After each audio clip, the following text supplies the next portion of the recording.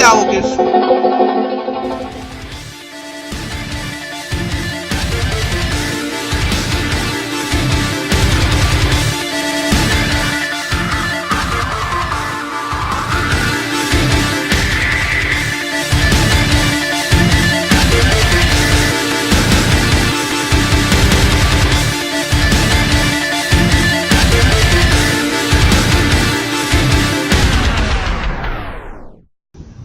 What's going on, everybody? It's Midnight Movie House, and making this little review video. My thoughts on a really crazy ass comedy zombie horror, a zomcom from back in the days.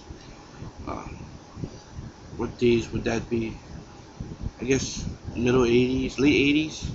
I think it's a late 80s film. Movie is called Redneck Zombies. It's the first time I ever saw this fucking movie, and it's seriously insane and funny. I found it to be very funny. The beginning of the film, the intro, kind of felt like it was it kind of felt like they were trying to not rip off, maybe copycat. It's probably the same thing, but they're like copycatting Return of the Living Dead, just making it a little bit more comedic. It starts off with this black dude just cruising in the middle of the Midwest, I guess, and he's carrying a tank full of shit. How did he put this in the movie? Chemical warfare, nuclear, radioactive, something like that. It's a canister, and it falls off the truck as he's like zipping through some kind of fucking backwoods road trail. You know, the tank falls off the Jeep and lands down a fucking gully, and then he goes down there to try and get it back into the truck, and he meets this very big, I think about maybe the same size as me, just a little bit taller, a real husky looking redneck. And you know, he does the whole redneck thing where he's like, you know, hey boy, stuff like that. You know how rednecks are. But from there on, the big redneck guy, he's like, you know, get the fuck out of here, you know. Points his fucking shotgun at the black dude. He takes off. Then he tries to like take the fucking canister for himself, but then this other group of rednecks, a father and his 3 sons, well, 2 sons and one wannabe drag queen, I guess, because he kept telling everybody to call him Ellie Mae. What the fuck? They take the canister because the big guy like shot holes all in their fucking steel. I think that's what they call it, the steel, right? You know, to mesh up the moonshine. So they take the radioactive one, and then they empty it out. Some of it goes into the fucking food, and then they use the fucking canister to make moonshine, radioactive moonshine. And then the Ellie Mae goes door to door selling the fucking moonshine, and then Papa and his boys stay back, and then they have a little swig of moonshine, and they fucking mutate.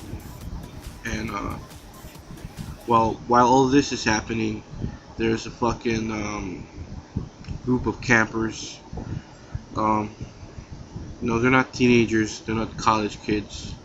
Well, I guess they're kind of like college kids, but then why would a fucking like 45-year-old bearded guy be a part of this crew? You know, be a part of these camping guys. You know, they go camping. Uh, they get high, they get wasted, they get fucked up. You know, you know how people do it on a camping trip, right? That's how they do it, man. You gotta get fucked up on a camping trip. Get yourself some alcohol, some marijuana, and you're fucking good to go.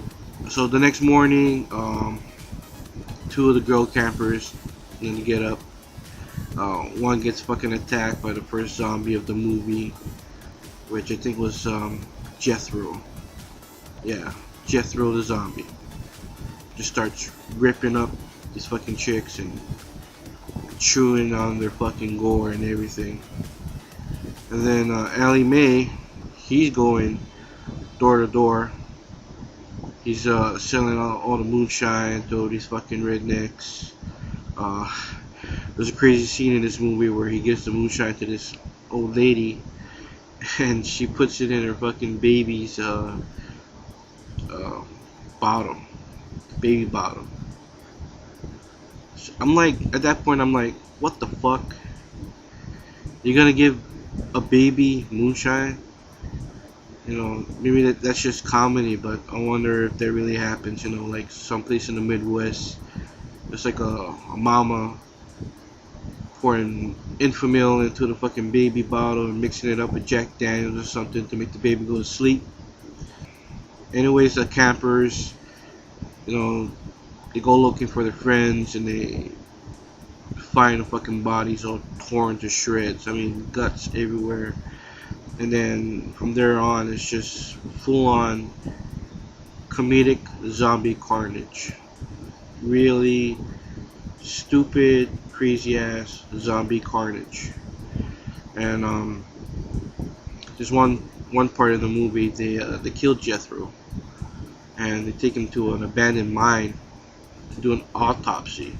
And the one black guy in the group with the campers, the fucker dropped acid that morning, so he's tripping the fuck out.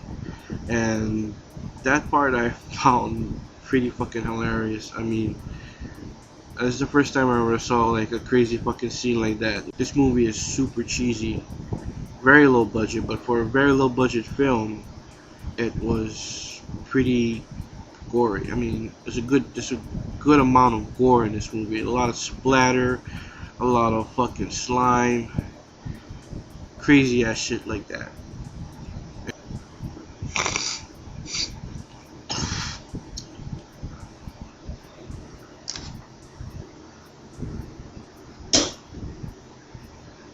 Thank God I keep a fucking rag next to my bed so I can spit in it.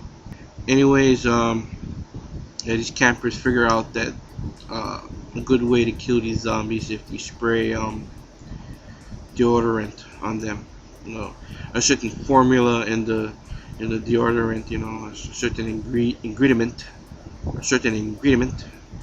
in the fucking underarm spray melts their fucking faces.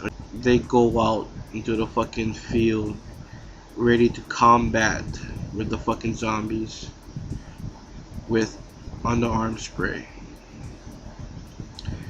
It doesn't go that well. If you've seen this movie, then you know how fucking crazy this movie is. How fucking funny it tries to be. I mean, there's some funny characters here. The fat guy, the fat redneck, he's a fucking, you know, the stereotypical fat comedy guy, you know, the fat goofball. The female lead in this movie, when it gets towards the end, she's like just going on a fucking rampage, killing all the fucking redneck family of zombies, you know. And yeah, it's a really good zombie movie. It's the first time I ever saw it. I thought I saw it before, but I was getting it mixed up with I Was a Teenage Zombie. Yeah, that's my thoughts on Redneck Zombies.